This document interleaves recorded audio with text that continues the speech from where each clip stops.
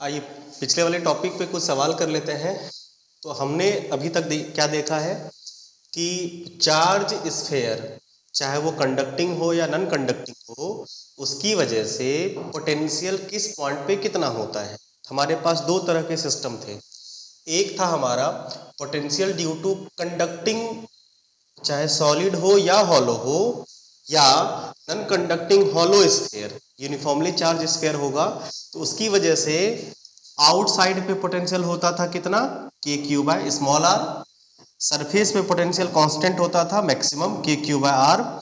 Inside या centre पे potential होता था K Q by capital R. मतलब सरफेस पे जितना पोटेंशियल होता था उतना ही इनसाइड पोटेंशियल होता था। किसकी वजह से, चाहे कंडक्टिंग हो या नॉन कंडक्टिंग हॉलो हो। और अगला एक था हमारे पास, अगर non conducting solid uniformly charge sphere होता था तो इसकी वजह से पोटेंशियल आउटसाइड और सरफेस पे तो बिल्कुल ही पुराने वाले केस की तरह चलती थी, लेकिन इनसाइड में थोड़ा यूनिक सा होता था। इसमें इनसाइड में क्या होता था, K Q by R whole 3/2 minus R square by 2r² होता था। और सेंटर पे यहाँ पे पोटेंशियल सरफेस के जैसा नहीं होता था। सेंटर पे पोटेंशियल मैक्सिमम होती थी जो कि सरफेस से 1.5 टाइम्स ज्यादा होता था। ये हमारे पास कुछ फॉर्मूले होंगे जिसका यूज करके अभी हम लोग करने वाले हैं सवाल। समझ पाए बात को, आउटसाइड, इनसाइड और सरफेस वाला मैटर। आइए इसी को हम लोग कुछ सवाल से स्टार्ट करें। पहला एक बेसिक सा सवाल लेते हैं, एकदम बिल्कुल ही आसान सा। ठीक है, आइए फॉर्मूला आपको ध्यान में रखना है, हम लोग करने वाले हैं सवाल। देखिए कंसेंट्रिक स्फेयर ले लेते हैं ढेर सारे। पहले दो स्फेयर ले लेते हैं, ठीक है। कौन से वाले, कंसेंट्रिक। कंसेंट्रिक स्फेयर होंगे। पहला सवाल, हमारे पास एक कंसेंट्रिक स्फेयर है और एक कंसेंट्रिक स्फेयर है। दो कंसेंट्रिक स्फेयर हमारे पास है जिन दोनों का रेडियस मान लो अलग अलग है, ठीक है। एक का रेडियस मान लेते हैं r1 पहले वाले का, और दूसरे का मान लेते हैं r2। इस पे मान लेते हैं चार्ज है q1 और इस पे चार्ज है q2। सेंटर दोनों का सेम है। हमसे पूछा गया कि फाइंड पोटेंशियल, कहाँ पे, ठीक है। तो हमसे पोटेंशियल, फाइंड पोटेंशियल कहाँ पे, पहला पूछा गया है r जो कि किससे ज्यादा हो, R2 से ज्यादा हो, मतलब ये आउटसाइड की बात की गई है। दूसरा R where R is less than, R is less than R2 but greater than R1। और तीसरा R is less then R1। ये तीन केसेस हैं हमारे पास। आइए इसे गौर से समझिएगा, ये केस क्या कहता है, सुना। ये कहता है कि एक ऐसे पॉइंट पे पोटेंशियल फाइंड करिए जो कि R2 से भी बड़ा हो। R2 ये है, इससे बड़ा का मतलब ये हो गया कि हमसे कहीं ये एक पॉइंट P है जहां पे पोटेंशियल पूछा जा रहा है। तो बताइए ये पॉइंट क्या है, R2 से बड़ा है कि नहीं है। आइए इसको सॉल्व करें पहले वाले पार्ट में, ठीक है। ये डिस्टेंस मान लीजिए R है। आप बताइए पोटेंशियल हमको P पे निकालना है, तो इस पे दो लोगों की वजह से पोटेंशियल होगी। एक तो ये जो स्फेयर है, ठीक है, यहाँ पे हम लोग चार्ज स्फेयर कैसा ले रहे हैं, स्फेरिकल सेल ले रहे हैं। Charge spherical shell, charged shell कह देते हैं। सेल का मतलब हो गया हॉलो, चाहे वो कंडक्टिंग हो या अनकंडक्टिंग हो, सेम हो गया चार्ज सेल। अब देखिए इस पे दो लोगों की वजह से हो गई। एक होगा 1 की वजह से, 1 की वजह से भी आउटसाइड होगा, और 2 की वजह से भी, ये जो दूसरा वाला सेल है इसकी वजह से भी आउटसाइड ही होगा। तो सिंपल है, दोनों की वजह से आउटसाइड होगा। और आउटसाइड में फॉर्मूला क्या चलता है, K Q by R. Potential outside में चलता है के क्यू बाय आर। तो बताइए इस पॉइंट पे पोटेंशियल पहले वाले सेल की वजह से कितनी होगी, के क्यू बाय, देखो ये जो हमने आर लिया है ये कहाँ से ले, ये आर डिस्टेंस लिए है हम लोगों ने इसके सेंटर से। ठीक है, तो इससे ये डिस्टेंस होगा, तो KQ1/R प्लस, ध्यान रखिएगा ये जो R लिया जाता है ना, सेंटर से लिया जाता है, तो दूसरे वाले सेल की वजह से भी ये डिस्टेंस कितना है, इसके सेंटर से R डिस्टेंस है, इसकी वजह से भी क्या हो जाएगा, KQ2/R। आउटसाइड में यही चलता है, आई बात समझ में। इन शॉर्ट आप ये कह सकते हैं KQ1 प्लस Q2, ये हो गया इसकी वजह से पोटेंशियल पहले वाले सवाल का। क्लियर है। सेकेंड वाला देखो, सेकेंड वाला हमसे ये पूछा गया है कि R एक ऐसा पोजीशन है जो कि R2 से तो कम है, यानी बड़े वाले सेल से तो कम है लेकिन छोटे वाले से ज्यादा। इसका मतलब ये पॉइंट कहीं ना कहीं यहाँ पे इसको PQ मान लेते हैं, मतलब हमसे Q पॉइंट पे पोटेंशियल पूछा गया है। आइए पोटेंशियल एट Q फाइंड करें। जरा ध्यान से देखो, तो Q पे दो चार्ज की वजह से फिर से पोटेंशियल होगा, एक फर्स्ट वाले सेल पे जो चार्ज है, दूसरा सेकंड वाले सेल पे जो चार्ज है। आप ये बताइए, फर्स्ट वाला सेल पे जो चार्ज है Q1, इसकी वजह से ये पॉइंट आउटसाइड होगा ना, इसकी वजह से ये पॉइंट आउटसाइड हो गया। और दूसरे वाले सेल पे जो चार्ज है उसकी वजह से ये वाला पॉइंट क्या है, इनसाइड हो गया ना, इसकी वजह से जो पोटेंशियल होगा वो इनसाइड वाला फॉर्मूला यूज। क्लियर हो गया, ठीक है।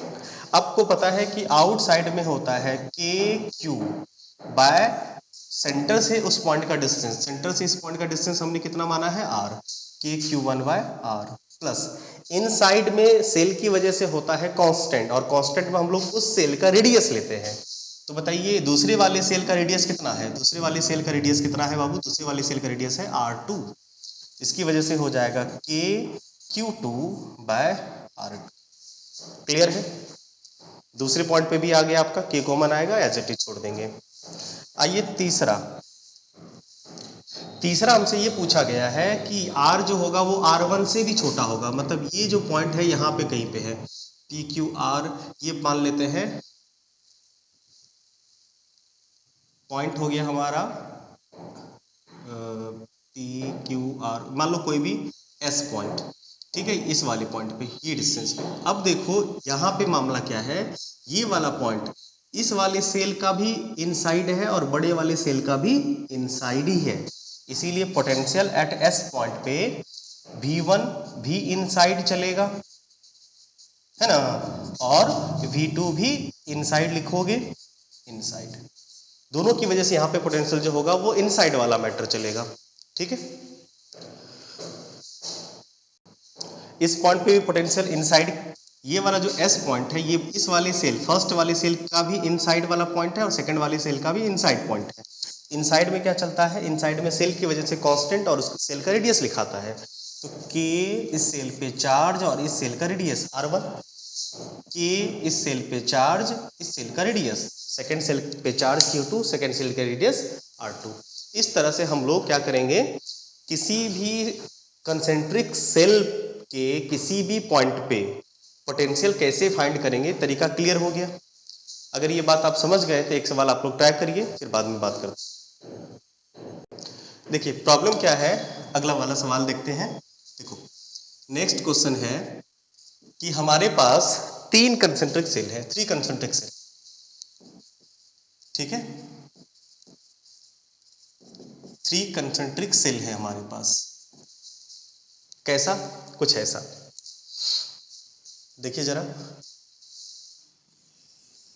एक सेल, ठीक है, 2 सेल और एक सेल, 3 सेल, ये 3 कंसेंट्रिक सेल है, सब सारे कंसेंट्रिक है। एक का रेडियस R, एक का रेडियस 2R और तीसरे वाले का रेडियस 3R, 3 सेल है, 1 2 3। इन पे चार्ज Q लेट कर लेते हैं, फर्स्ट सेल पे, सेकेंड सेल पे 2Q और थर्ड सेल पे 3Q चार्ज मान लो हमने लेट कर दिया, ठीक है।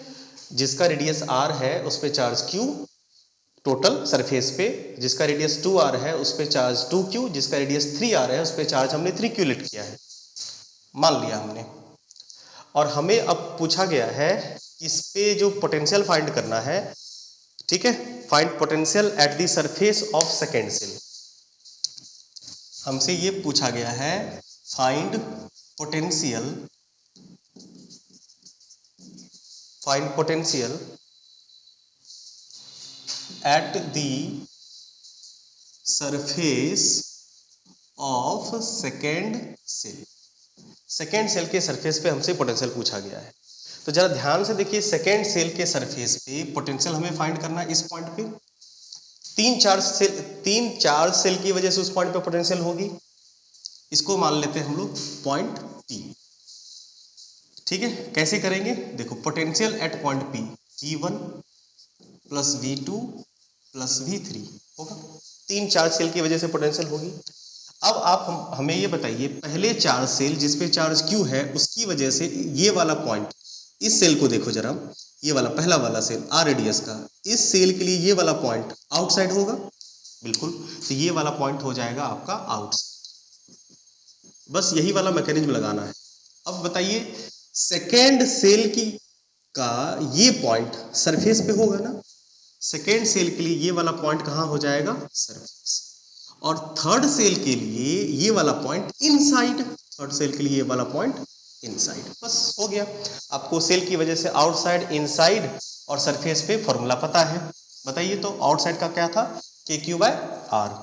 के इस पे चार्ज कितना है? पहले वाले सेल पे चार्ज है Q/R। इसका रेडियस होता है आउटसाइड में।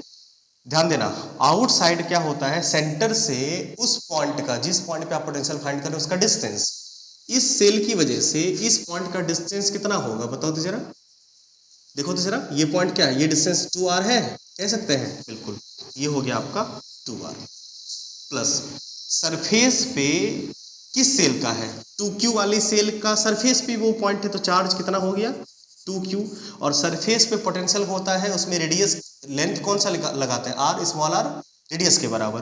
तो सेकेंड वाले सेल का रेडियस कौन सा है? 2R है। अब देखो यहाँ पे ना, ये जो 2R है ये रेडियस नहीं है, ये उस पॉइंट का डिस्टेंस है। पहले वाले सेल के सेंटर से इस पॉइंट का डिस्टेंस कितना है? 2R। इसके लिए सेकेंड वाले सरफेस के लिए ये वाला पॉइंट सरफेस पे है, इसलिए यहाँ पे हमने रेडियस लिया है। इसका रेडियस कितना है? 2R है। और थर्ड वाली सेल के लिए इनसाइड होता है, तो इनसाइड में हम लोग क्या करते हैं? चार्ज तो थर्ड सेल का लेंगे कि चार्ज कितना है? 3Q। लेकिन अगर इनसाइड पोटेंशियल निकालना होता है तो उसमें उस सेल का रेडियस लेते हैं। तो थर्ड वाले सेल का रेडियस कितना होगा? ध्यान दो, थर्ड वाले सेल का रेडियस कितना है? 3R। बस हो गया, 3R। आई बात समझ में? थर्ड वाले सेल का रेडियस। जरा ध्यान से देखो। अब आप चाहो तो इसमें कुछ कॉमन भी ले सकते हो। क्या क्या? KQ/R कॉमन लेंगे आप, तो KQ/R, KQ/R कॉमन होगा। यहाँ पे क्या बच जाएगा? 1/2। यहाँ पे क्या बचेगा? 2 से 2 खत्म, 1 बचेगा। और यहाँ पे बचेगा आपका 3 से 3 खत्म, 1 बचेगा। तो 2 2 1, 1 प्लस 2 प्लस 1/2 मतलब 5/2। नहीं, ये होगा 1 1 2 और 1/2 प्लस 2, 2 2 4, 1 5/2। तो 5/2 KQ/R। इस तरह से आप लोग इस तरह के प्रॉब्लम को बना सकते हैं। एक बार फिर से रिकैप कर देते हैं, देख लेना जरा। 3 कंसंट्रिक सेल है हमारे पास। एक सेल जिसका रेडियस R है, चार्ज Q है। दूसरा वाला सेल जिसका रेडियस 2R है, चार्ज 2Q है। तीसरा वाला सेल जिसका रेडियस 3R है, चार्ज 3Q है। अब हमें सेकेंड सेल के सरफेस पे पोटेंशियल पूछा गया, तो सेकेंड सेल के सरफेस पे एक पॉइंट P कंसीडर कर लेते हैं। ये P पॉइंट जो होगा पहले वाले सेल के लिए आउटसाइड जैसा ट्रीट करेगा, लास्ट वाले सेल के लिए इनसाइड, और जो सेकेंड वाला सेल है इसके लिए सरफेस वाला बिहेव करेगा। तो 3 चार्ज सिस्टम की वजह से हमें इस पॉइंट पे पोटेंशियल फाइंड करनी है। एक V1, एक V2, एक V3। मतलब एक Q की वजह से जो फर्स्ट सेल का है, एक 2Q की वजह से जो सेकेंड सेल पे है, और एक 3Q की वजह से जो थर्ड सेल का है। अब बताइए, आउटसाइड में चलता है KQ/r। स्मॉल r क्या होता है? उस सेंटर से, उस सेल का सेंटर से उस पॉइंट का डिस्टेंस। पहले वाले सेल के सेंटर से उस पॉइंट का डिस्टेंस कितना है? 2R रख दिया। सरफेस पे KQ, चार्ज उस सेल पे और उसका रेडियस लिया जाता है। तो चार्ज 2Q सेल पे चार्ज कितना है? 2Q। और 2Q सेल वाले चार्ज का रेडियस कितना है? 2R दिया। इसके लिए इनसाइड में भी वही रेडियस वाला तरीका चलता है, क्योंकि कांस्टेंट होती है, सरफेस भी जितनी होती है। तो KQ 3Q और इसका रेडियस कितना है? थर्ड वाले सेल का रेडियस कितना है? 3R रख दिया। 3 से 3 गया, 2 से 2 गया। बाकी को सॉल्व करिएगा तो ये रहेगा आपका आंसर। इस तरह से हम लोग कंसेंट्रिक सेल, अब 2 सेल रहेगा, 4 सेल रहेगा, 5 सेल रहेगा, किसी भी पॉइंट पे पूछा जाएगा तो आप आराम से चार्ज निकाल सकते हैं। एक सवाल इसमें होमवर्क कर लीजिएगा, ठीक है, इसे देख लीजिए अच्छे से। एक सवाल होमवर्क देते हैं, उसको कर लीजिएगा, फिर अगले क्वेश्चन पे बात करें। एक सवाल ये है अगला, इसे एज अ होमवर्क, इसे नोट्स में होमवर्क के तौर पे कर लीजिएगा। क्वेश्चन ये है, हमारे पास 3 कंसेंट्रिक सेल है, लेते हैं, ठीक है। इस पे इसका रेडियस R1, इसका रेडियस सेकंड वाले सेल का रेडियस R2 और थर्ड वाले सेल का रेडियस R3 है। इस पे चार्ज Q1, इस पे चार्ज Q2 और इस पे चार्ज Q3 है। अगर R1 इक्वल टू, ठीक है, अगर R1 इक्वल टू R/2 हो, R2 इक्वल टू R हो, समझ पा रहे हैं, R/2 R, और R3 इक्वल टू 2R हो, Q1 का वैल्यू Q1, Q2 और Q3 भी आपको हम बता देते हैं। Q1 का वैल्यू है 3Q, Q2 का वैल्यू 2Q और Q3 का वैल्यू Q है। हमसे पूछा गया है find potential eight, find potential eight, 2 point आपको हम दे देते हैं। एक पॉइंट है आपका potential at R, which is R is greater than, ध्यान देना, ये जो R है ना, ये देख लो ना, ये पॉइंट हम यहाँ पे लेट कर देते हैं। एक पॉइंट है हमारा ये P, ठीक है। Find potential eight P and Q, और Q हम यहाँ पे आपको दे देते हैं, Q इस पॉइंट पे। ये 2 पॉइंट ऐसे हैं जहां पे हमें पोटेंशियल फाइंड करने हैं। साधारण है, कर लीजिएगा आराम से। देखो ये P वाला जो पॉइंट है, इस सेल के लिए आउटसाइड, इस सेल के लिए आउटसाइड और इस सेल के लिए इनसाइड। ये Q वाला पॉइंट जो होगा, इस सेल के लिए आउटसाइड, इस सेल के लिए इनसाइड और इस सेल के लिए इनसाइड। बस हो गया, 2 तरीके लगाने हैं और ये दोनों पॉइंट पे आ जाएगा। कर लीजिएगा इसे, उम्मीद है आपसे हो जाएगा, कर ही लीजिएगा इसको, ठीक है। एक बहुत ही खूबसूरत सा सवाल है कि हमारे पास क्वेश्चन नंबर 4, थर्ड वाला होमवर्क है, ट्राई करिएगा। हमारे पास 3 कंसेंट्रिक सेल हैं, ठीक है, एक A, एक B और एक C, ठीक है। ये 3 कंसेंट्रिक सेल है हमारे पास, A, B, C। रेडियस है A, B एंड C मान लेते हैं। इसका रेडियस है स्मॉल a, इसका रेडियस सेकंड वाले सेल का स्मॉल b और थर्ड वाले सेल का स्मॉल c। कोई दिक्कत नहीं। यहाँ पे सवाल में ये है कि इनका चार्ज डेंसिटी दे रखी है इसमें। इसका जो, इसके सरफेस पे जो चार्ज है प्लस सिग्मा, इस पे माइनस सिग्मा और इस पे फिर से plus sigma, sigma 1, sigma 2, sigma 3। ये वेरिएशन अब किसी भी तरह का हो सकता है। आपको बस एक सवाल करा रहे हैं, इस पे वेरिएशन सिग्मा 1 या 1 सिग्मा, 2 सिग्मा, 3 सिग्मा, ऐसे कुछ दे दिया। हमसे ये पूछा गया है कि बताइए ये जो B पॉइंट पे एक पॉइंट P है जो कहाँ पे है, B पे, यानी कि पोटेंशियल फाइंड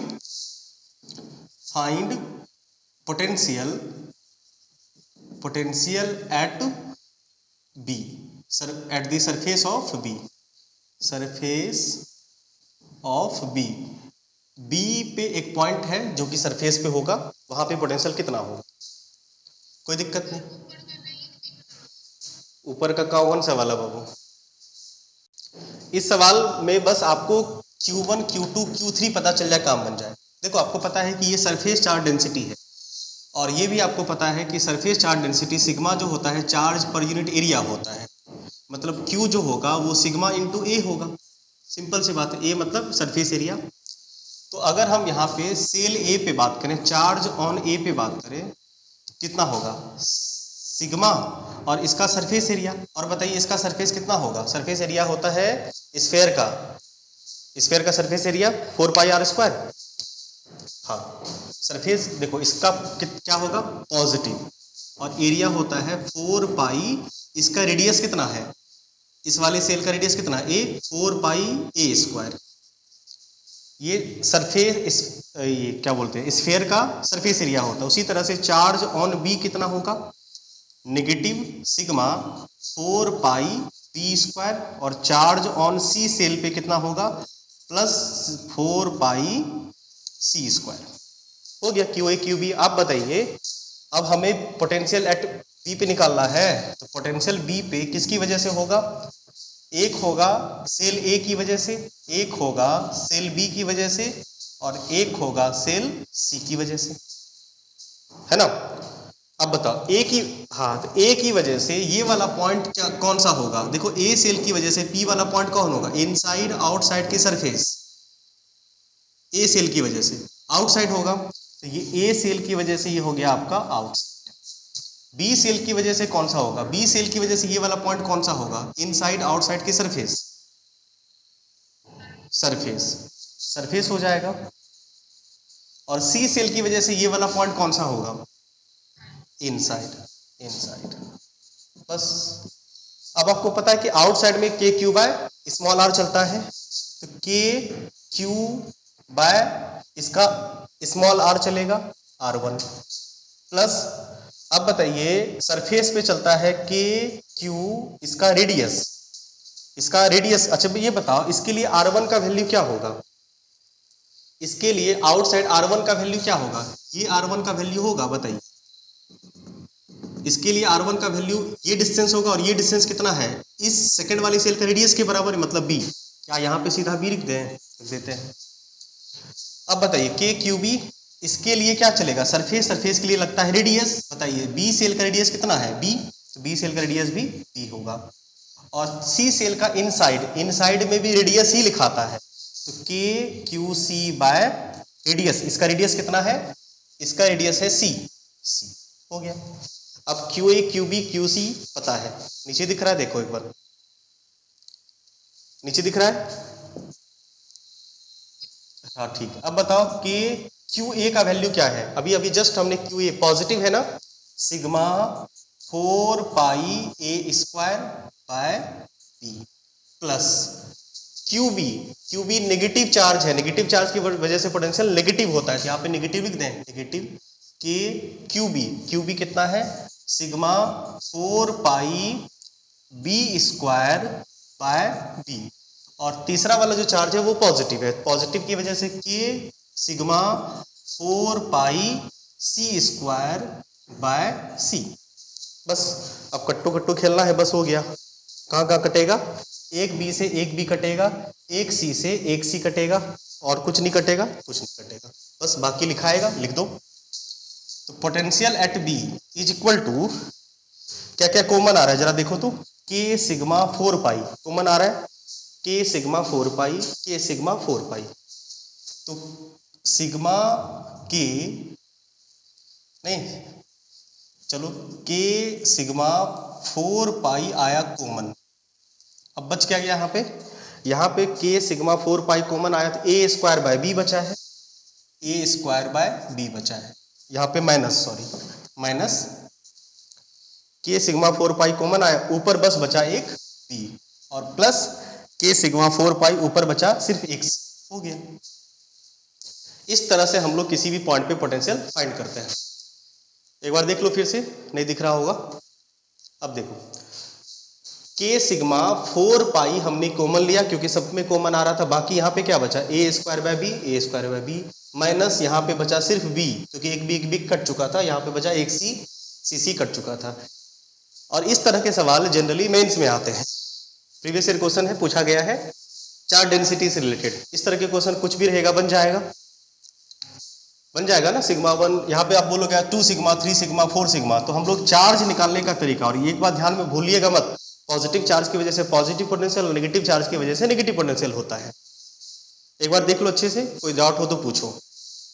अगला टॉपिक है potential due to earth shell. अब देखो ये अर्थ सेल का क्या कंसेप्ट है, अर्थ सेल का अर्थिंग ऑफ सेल का क्या मतलब है समझो।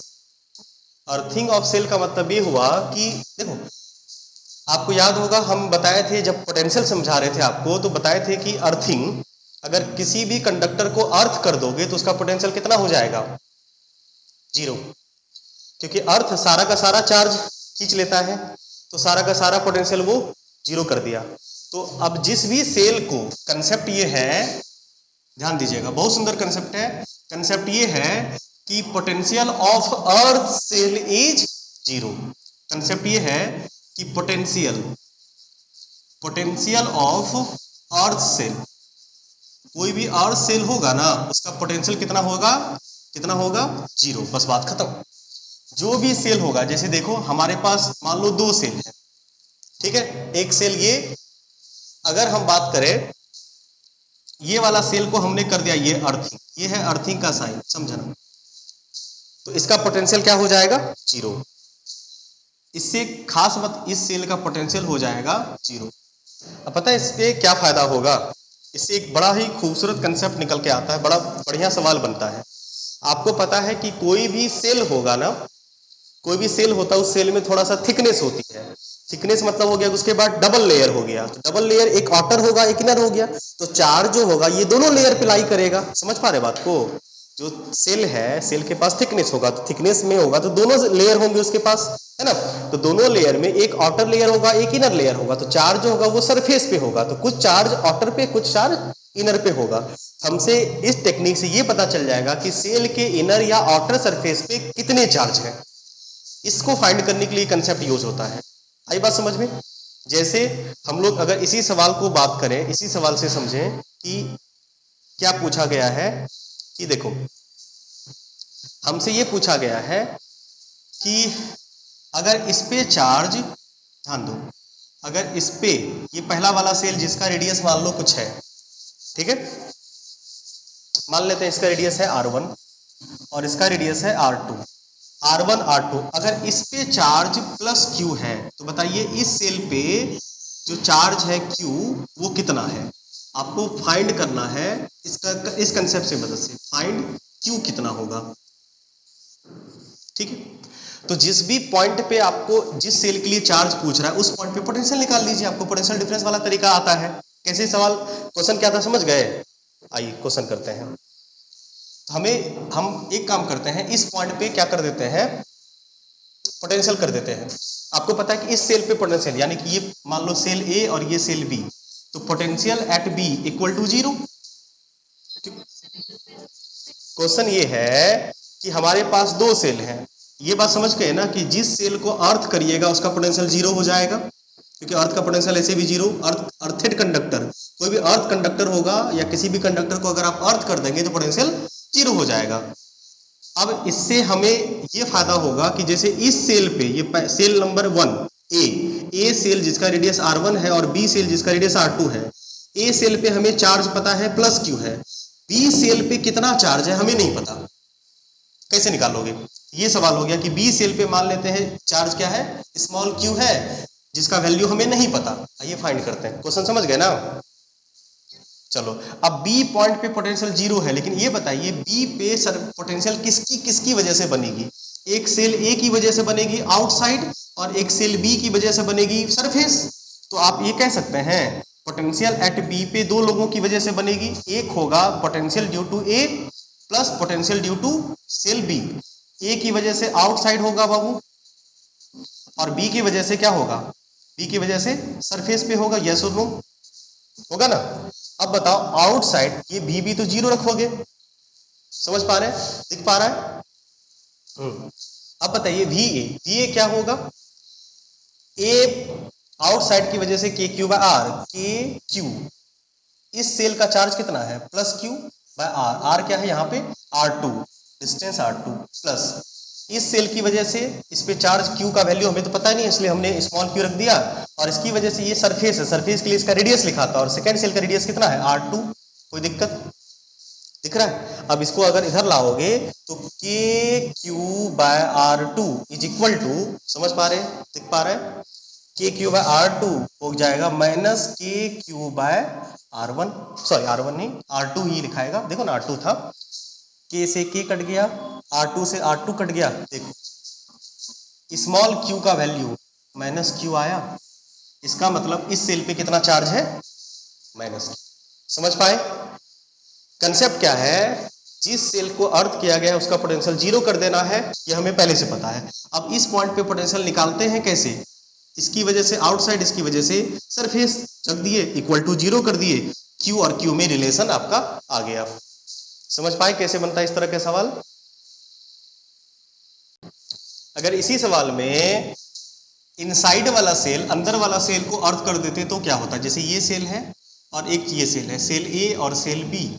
अगर इस सेल को अर्थ कर दिया जाता तो क्या होता? इस सेल का पोटेंशियल जीरो हो जाता। अब इस सेल पे जो बी वाला सेल है, इस पे चार्ज है प्लस क्यू। हमसे ये पूछा गया है कि बताइए इस सेल पे चार्ज कितना होगा, फाइंड क्यू पूछा गया है। समझ पाए?